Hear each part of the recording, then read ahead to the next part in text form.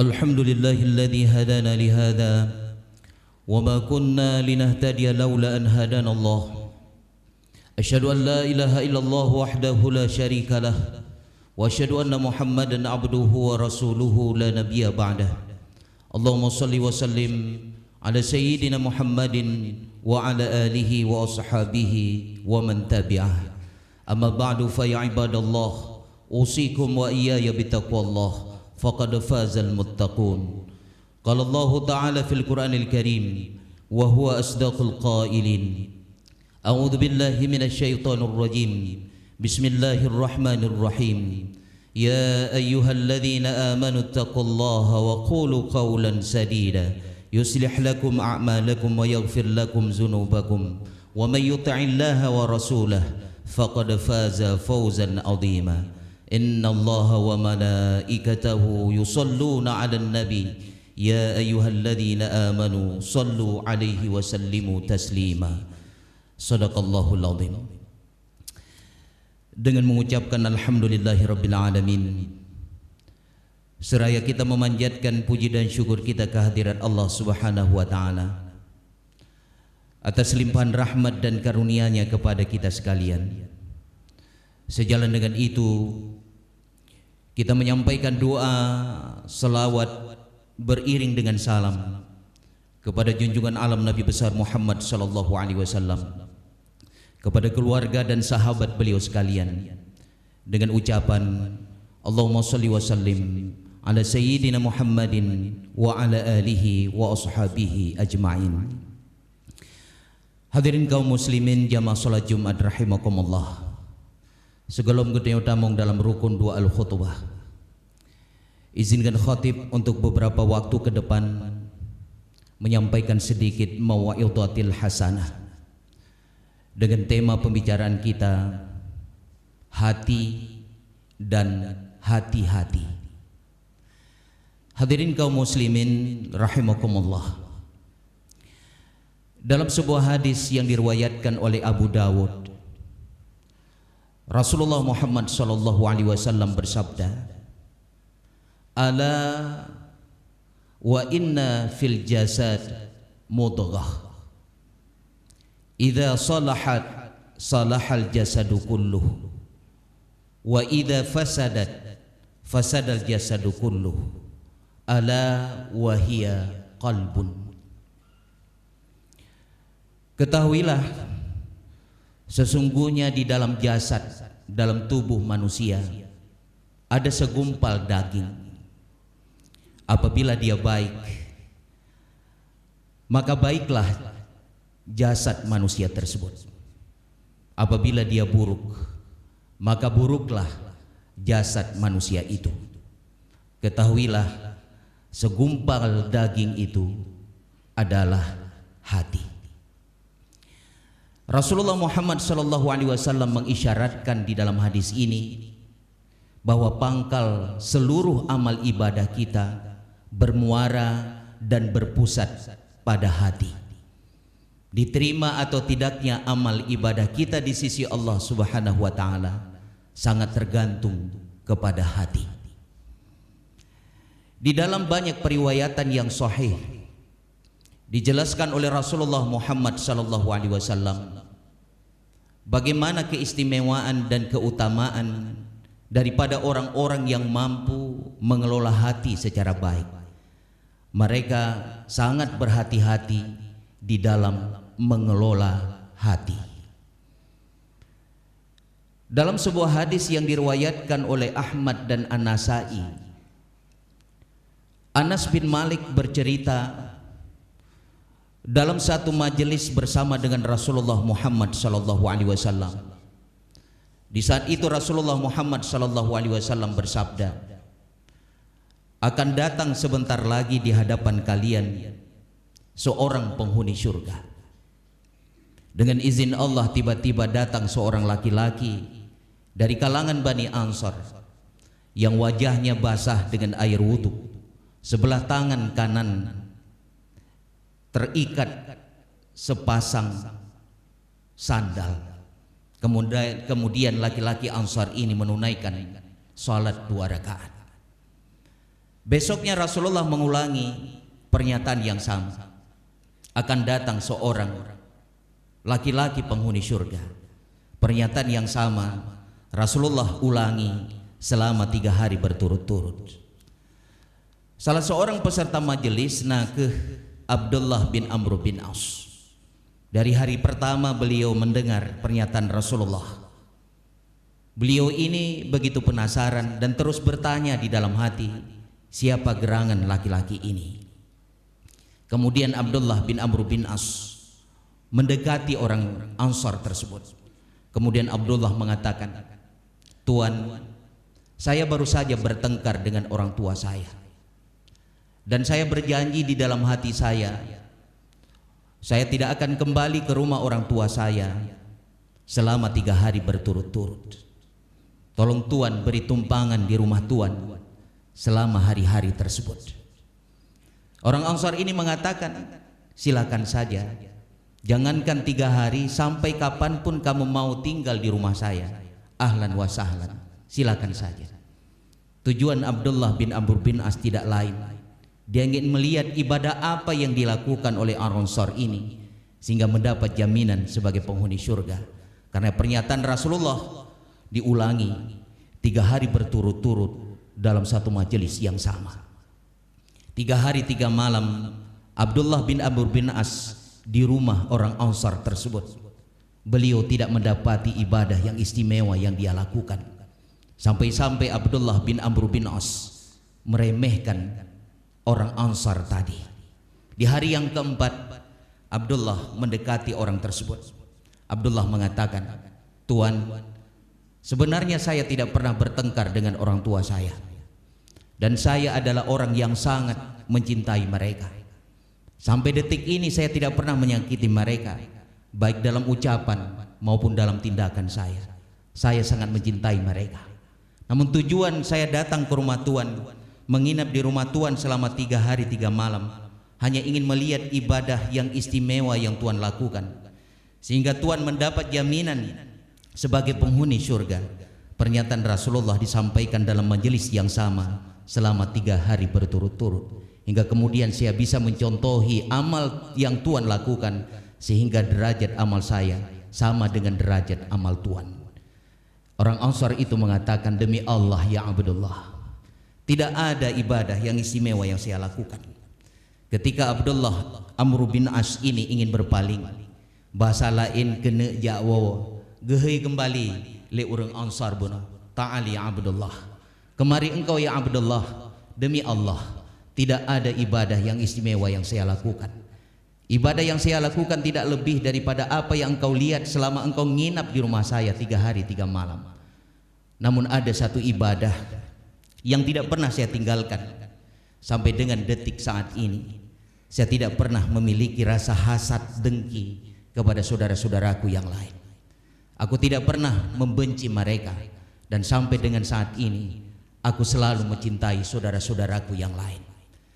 Abdullah bin Amr bin As kemudian mengatakan, ternyata amal inilah yang membuat engkau begitu istimewa, begitu mulia di sisi Allah dan Rasulnya. Pantas dan patut Anda mendapat jaminan sebagai penghuni surga Allah Subhanahu wa ta'ala. Hadirin jamaah salat Jumat yang dirahmati Allah, menghadirkan suasana hati yang bersih di hadapan kaum muslimin, mendatangkan hati yang bersih di hadapan saudara-saudara kita yang lain, kelihatannya begitu ringan, kelihatannya begitu remeh, kelihatannya begitu mudah, tetapi sulit untuk kita jalankan di dalam kehidupan kita. Kita bisa bangkit di tengah malam bertahajud, kita bangun di tengah malam bermunajah, berzikir di hadapan Allah Subhanahu wa ta'ala. Namun terkadang di waktu yang sama hati kita diperbudak oleh kebencian, hati kita diperbudak oleh dendam, hati kita diperbudak oleh hasad, khianat, iri dan dengki. Penyebabnya beragam, mungkin karena kita punya latar belakang yang berbeda, baik itu latar belakang pendidikan, latar belakang kampung halaman yang berbeda. Mungkin kita punya latar belakang politik, latar belakang organisasi yang berbeda, latar belakang pendapat, golongan dan seterusnya, termasuk latar belakang kampung halaman, latar belakang keturunan dan seterusnya, yang terkadang hati kita sakit, hati kita hasad di saat itu, hati kita dendam dan ada kebencian di dalamnya. Maka Rasulullah SAW mengingatkan kita agar kita harus terus-menerus berhati-hati dengan penyakit hati itu. Kebencian, dendam, hasad, iri dengki, khianat, semua itu adalah yang menyebabkan amal ibadah kita ditolak dan tidak akan diterima Allah Subhanahu wa taala. Maka Rasulullah bersabda, "Iyyakum wal hasad." Hati-hatilah kalian dengan hasad, dengan iri. Apa yang dimaksud dengan dengki, iri, hasad itu, kita tidak senang dengan kelebihan orang lain. Kita tidak senang, tidak rela dengan nikmat yang Allah berikan kepada yang lain. Di saat yang sama kita berdoa agar kelebihan dan nikmat itu cepat dicabut, cepat diambil kembali oleh Allah Subhanahu wa taala. Rasulullah mengingatkan kita agar hati-hati dengan hasad, iri dan dengki itu. Kenapa kata Rasulullah, innal hasada ya'kulul hasanati kama ta'kulun narul khatab. Sesungguhnya hasad itu, kata Nabi, bisa memakan kebaikan yang kita lakukan, seperti api memakan kayu bakar. Api memakan kayu bakar menjadi debu. Api memakan kayu bakar menjadi abu. Abu dan debu tidak akan membawa faedah kepada kita sebagai manusia. Maka wajar hadirin yang mulia, ketika nanti kita di akhirat bertemu kita dengan Allah Subhanahu wa taala, kita mempersembahkan seluruh amal ibadah kita di hadapan Allah Subhanahu wa taala. Ya Allah, nyumpat salat lun. Ya Allah, nyumpat seluruh amal ibadah lun. Hanggetung le Allah Subhanahu wa taala. Dalam sebuah periwayatan hadis yang sahih disebutkan, gebulit-bulit le Allah lagi ijatuha, gebungkuh le Allah lagi ijabru, gerhoma muka deh hanggetung amal ibadah. Kenapa kita sholat? Kenapa kita melaksanakan amal ibadah? Namun pesan moral daripada sholat, pesan moral dari seluruh ibadah yang kita lakukan tidak kita terapkan dan tidak kita amalkan di dalam kehidupan kita. Hati-hati dengan hasad itu hadirin yang mulia, karena hasad akan memakan kebaikan seperti api memakan kayu bakar. Hadirin kaum muslimin, jamaah salat Jumat yang dimuliakan Allah Subhanahu wa taala. Dalam terminologi Aceh, kita sering mendengar dengan istilah kueh. Merujuk kepada kamus Aceh translate ke dalam bahasa Indonesia, kueh itu disinonimkan, disepadankan dengan dengki, dengan bahasa Melayu jelus, dengan iri, hasad, khianat. Namun pemaknaan itu tidak 100% sinkron dengan makna kueh dalam bahasa keseharian kita, bahasa masyarakat Aceh. Karena makna kueh dalam keseharian kita masyarakat Aceh, maknanya sangat dalam, pemahamannya sangat meluas. Sehingga dalam frasa bahasa Aceh kita sering mendengar orang yang memiliki sikap dan sifat kueh ini. Tajak dike disit gateh, takitet dilikut dituh gendut. Bermakna berjalan kita di depan dijegal betis, kita ikut dari belakang, maaf kita dikentuti. Itu adalah sikap dan perilaku orang kueh. Maka urang zaman geberi tamsilan kepada urang-urang yang memiliki sifat dan sikap kueh ini seperti kepiting di dalam keranjang, lagi biang dalam keribung. Nanekalan biang dalam keribung, kepiting dalam keranjang, mereka itu saling menghimpit satu dengan yang lain. Mereka itu saling menjegal satu dengan yang lain. Bahkan mereka saling membunuh satu dengan yang lain hanya untuk melepaskan diri daripada himpitan keranjang yang relatif kecil itu. Walaupun usaha dan upaya itu nyaris tidak pernah berhasil, mereka saling menghimpit satu dengan yang lain. Itulah tamsilan orang-orang kita tempo dulu yang menyamakan orang yang memiliki sifat kueh itu saban lagi biang di dalam keribung. Hati-hati kaum muslimin dengan kueh itu. Dipastikan kalau kita memiliki sifat kueh, masyarakat di daerah itu tidak akan pernah maju. Karena orang kueh itu anti perubahan. Orang kueh itu anti sebuah kemajuan. Maka di mana ada orang kueh, dipastikan di sana tidak ada kemajuan, yang ada pasti kemunduran. Yang menentukan itu adalah kualitas pendidikan kita. Suatu masyarakat telah memiliki kualitas pendidikan yang bagus, dipastikan akan berkuranglah jumlah orang-orang yang kueh. Orang-orang yang memiliki kualitas pendidikan yang bagus itu dipastikan mereka menatap kehidupan yang lebih baik. Mereka akan menerima berbagai macam perubahan dan kemajuan di tengah-tengah masyarakat. Hadirin yang dirahmati Allah, bayangkan kalau sikap dan sifat kueh ini terjangkit pada diri seorang pedagang. Apa yang dilakukan oleh pedagang itu? Pedagang itu pasti akan mengurangi timbangan dan takaran daripada pelanggan atau pembeli.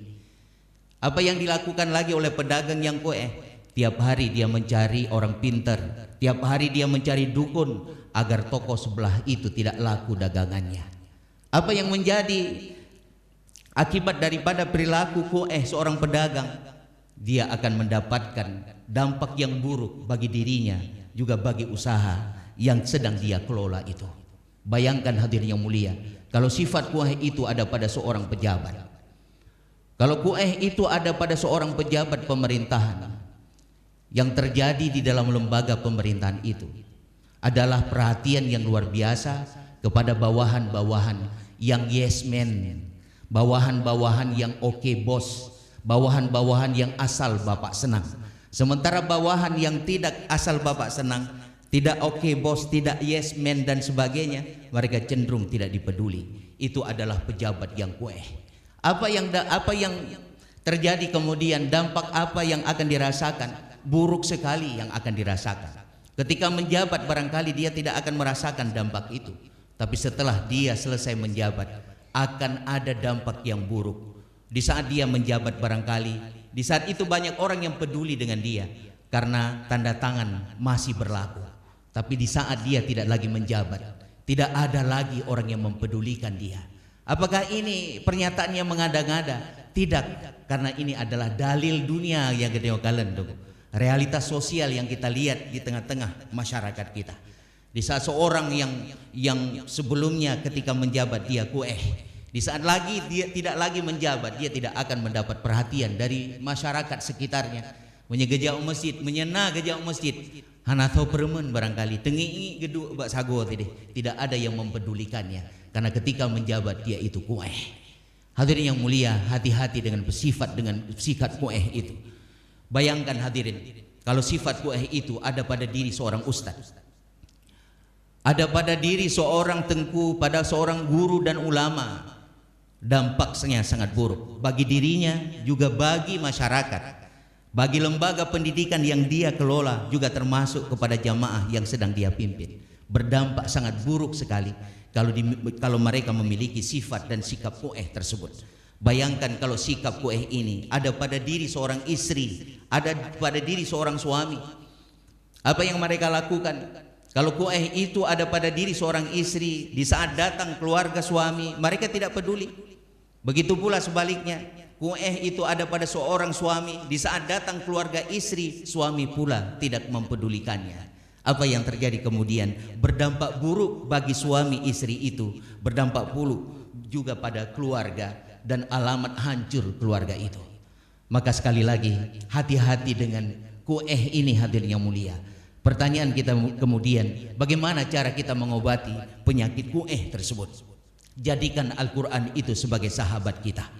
Jangan jadikan Al-Quran sebagai teman. Apa yang membedakan istilah teman dengan sahabat? Teman ngenyan tunggu jita titik boy. Pajan perle tacok menyahana perle tati tinan nyan teman. Kadang-kadang teman itu bersama kita di saat manis saja, di saat lapang saja, di saat pahit kita rasakan, dia tidak pernah bersama kita. Berbeda dengan sahabat. Sahabat dalam pahit bersama kita, dalam panis pula bersama kita, dalam lapang bersama kita, di dalam sempit pula bersama kita. Dia yang meluruskan di saat kita bengkok. Dia yang pula yang membenarkan di saat kita berada di dalam jalan kesalahan. Dia yang meluruskan yang bengkok. Dia yang membenarkan sesuatu yang salah. Itulah sahabat. Jadikan Al-Quran itu sebagai sahabat kita. Bagaimana Al-Quran kita jadikan sebagai sahabat? Baca dia setiap saat. Tidak ada ruang yang kita sia-siakan. Setiap hari 24 jam. Kecuali Al-Quran itu kita baca. Kemudian yang kedua, setelah kita baca, usahakan menghafal Al-Quran itu. Oh tunggu lun katuha, kualitas hafalan lun mungkin hanagatli. Apa yang pernah kita hafal, ulangi dan murajaah kembali. Jangan sampai apa yang pernah kita hafal itu kita lupakan. Medesya kita di sisi Allah. Apa yang telah kita hafal itu kemudian kita lupakan. Lih kita nyo hafai tunggu, kita nyo pahami aso kandungan Al-Quran. Setelah kita pahami isi kandungan Al-Quran, terapkan isi kandungan itu di dalam kehidupan. Kita terapkan isi kandungan di dalam Al-Quran, di dalam kehidupan kita. Kemudian dakwahkan aso Al-Qurannya, dakwahkan kepada diri pribadi, dakwahkan kepada keluarga, juga dakwahkan kepada seluruh masyarakat kaum muslimin yang ada. Kemudian Al-Quran itu akan menjadi sahabat, dan sahabat yang bernama Al-Quran itu yang akan mengobati hati kita yang saat ini sedang sakit. Kemudian yang kedua, hadirin yang mulia, bertemanlah dengan orang-orang yang soleh. Orang soleh yang selalu mengingatkan kita. Orang soleh lah yang selalu mengobati hati kita yang sedang sakit. Beda mengan, beda pesahoro dengan orang salah. Jangankan dia mengobati penyakit hati kita, malah dia pula yang menambahkan kesakitan hati ini. Maka berteman dan bersahabatlah dengan orang-orang yang saleh. Kemudian yang terakhir, hadirin yang mulia, rajut silaturahim dengan para ulama. Ulama yang memiliki pemikiran yang lurus, akidah dan tauhidnya yang sahih. Mereka pula yang akan mengobati hati kita yang sedang sakit hari ini. Hadirin kaum muslimin, jamaah salat Jumat yang dirahmati Allah Subhanahu wa taala. Terakhir ingin khatib sampaikan, ketika Rasulullah Muhammad sallallahu alaihi wasallam menjelaskan satu ayat dalam surah Al-Baqarah. Al-Baqarah ayat 251. Penggalan ayat tersebut, walaula daf'ullahin nasa ba'duhum bi ba'd la fasadatil ard walakinallaha dzul fadlil 'alal 'alamin. Sekiranya Allah tidak menolak manusia dengan sebagian manusia yang lain, sungguh hancur bumi ini. Akan tetapi Allah menganugerahkan berbagai macam karunia-Nya di seluruh persada alam. Sampai pada ayat ini kemudian Rasulullah bersabda yang diriwayatkan oleh Ahmad dan At-Tabrani, bahwa di tengah masyarakat di setiap saat ada orang yang dekat dengan Allah. Ketika Allah mematikan salah seorang mereka, maka Allah akan menghidupkan yang lain. Dalam hadis itu Rasulullah menggunakan satu istilah dengan abdal yang diambil dari kata pokok badala. Allah Subhanahu wa taala akan terus menggantikan. Ketika seorang daripada mereka dimatikan, Allah menghidupkan yang lain, dan mereka selalu ada di tengah masyarakat. Kemudian Rasulullah sallallahu alaihi wasallam menjelaskan lagi dengan kehadiran mereka, Allah Subhanahu wa taala mencegah sebuah bencana. Kemudian dengan kehadiran mereka Allah menghidupkan tanam-tanaman di muka bumi. Dengan kehadiran mereka Allah menurunkan hujan sebagai rahmat, bukan sebagai laknat. Dan dengan kehadiran mereka pula Allah menghidupkan dan mematikan. Ibnu Mas'ud berat mendengar pernyataan Rasulullah yang terakhir. Kemudian Ibnu Mas'ud bertanya, ya Rasulullah, apa maksudmu dengan kehadiran mereka Allah menghidupkan dan mematikan? Kemudian Rasulullah menjelaskan, kalau mereka berdoa kepada Allah agar diselamatkan, orang-orang yang selalu menjalankan perintah Allah Subhanahu wa taala, maka Allah akan menyelamatkan mereka. Kalau mereka berdoa untuk kehancuran orang-orang yang zalim, maka Allah akan menghancurkan mereka.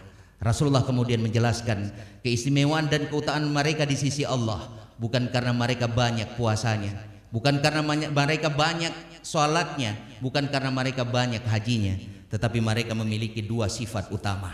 Yang pertama, mereka itu adalah orang yang dermawan meski bukan hartawan. Ingat, mereka itu adalah orang yang dermawan meski bukan hartawan.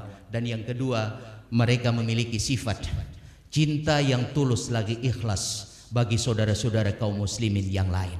Sesungguhnya hadirin, dua sifat ini merupakan pelajaran terpenting yang kita dapatkan dari madrasah batiniyah, yaitu Ramadan yang telah kita tinggalkan 19 hari yang lalu.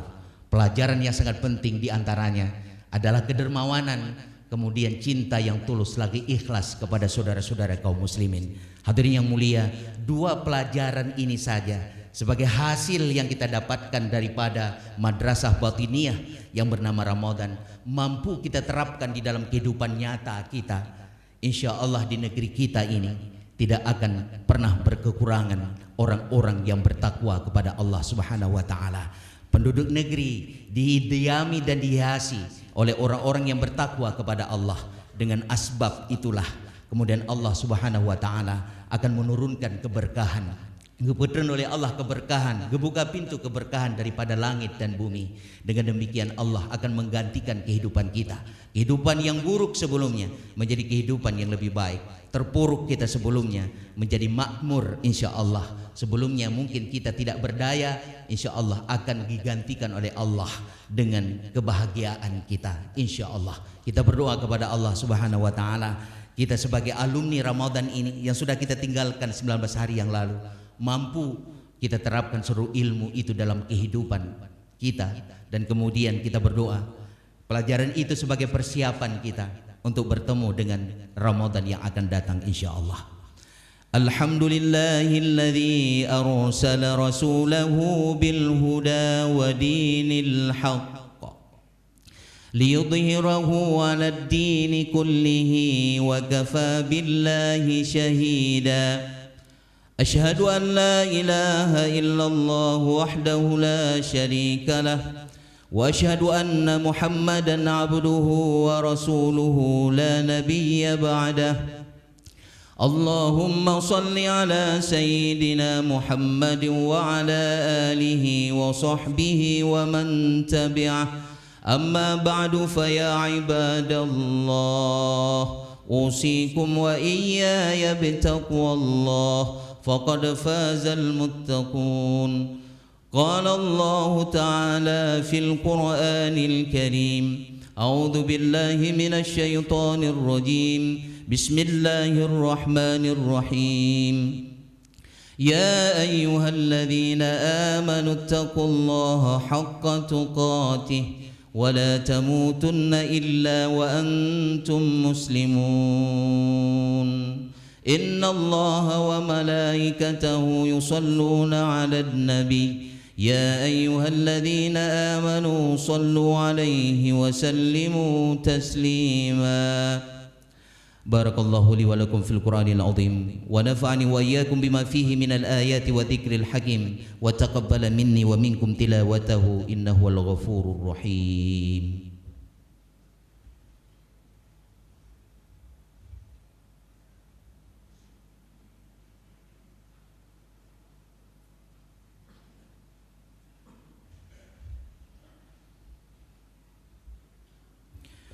Alhamdulillahilladzi nahmaduhu wa nasta'inuhu wa nastaghfiruh wa na'udzu billahi min syururi anfusina wa min sayyiati a'malina.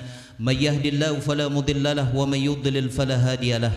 Asyhadu an la ilaha illallah wahdahu la syarika lahu wa asyhadu anna Muhammadan 'abduhu wa rasuluhu la nabiyya ba'dah. Allahumma shalli wa sallim ala sayyidina Muhammadin wa ala alihi wa ashabihi wa man tabi'ah.